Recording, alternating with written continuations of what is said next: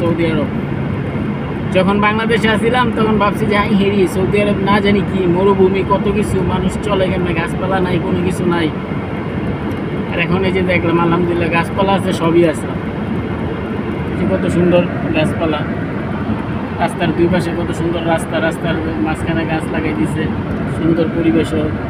তবে রৌদ্র বেশি, গাছপালা এগুলো প্রচুর যত্ন করতে হয়। টাইম টু টাইম পানি অটোমেটিকলি সিস্টেম আছে, পাইপ লাগানো আছে, অটোমেটিকলি পানি চলে আসে, যখন যতটুকু প্রয়োজন ওই মাপে আস্তে আস্তে দিতেছে।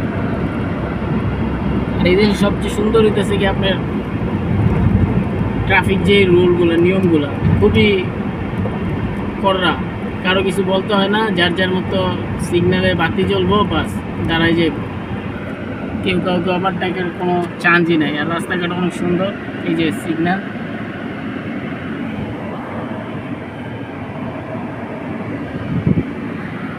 তার আগে থেকে আরো মনোরম পরিবেশ, অনেক সুন্দর।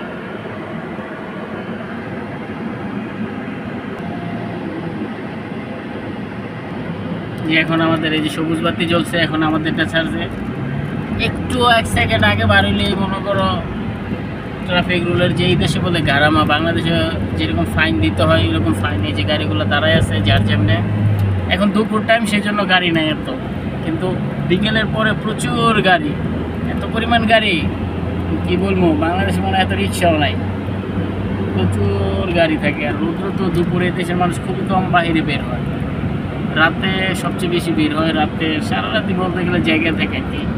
এই যে আরেকটা ইশারা যেটাকে আমরা বলি যে টাইম কাউন্ট হইতেছে, বাস স্টপ। ওই যে দূরে দাঁড়ায় আছে এই যে গাড়ি, আমরা এখন দাঁড়ায় আছি, যে ওই রাস্তাটা ছাড়ছে, এখন ওইটাতে যাইতেছে, যার জন্যে দাঁড়ায় থাকবো, কেউ লড়বো না, কারণ নিয়ম ভাঙলে জরিমানা। এই কম টাকা না, বাংলাদেশি টাকায় প্রায় 50,000, 90,000 টাকা, 1 লাখ টাকা জরিমানা, সে কারণে কেউ আসবে না।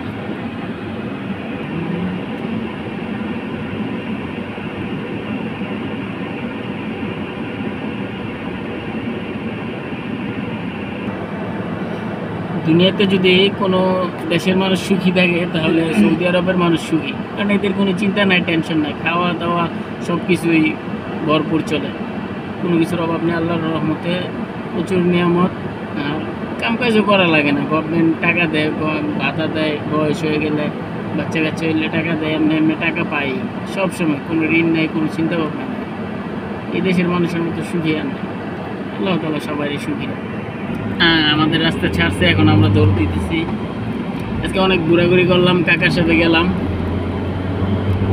অনেক কিছু দেখলাম। কাকা মানে কাকা না, কাকা কেরালা ভাষায় কাকা, বাংলাদেশে আমরা বাংলায় ভাই, এরকম কেরালাতে বলে কাকা। এখন বাড়ির দিকে রওনা দিতেছি, সবাই ভালো থাকেন, দোয়া করেন, আল্লাহ হাফেজ।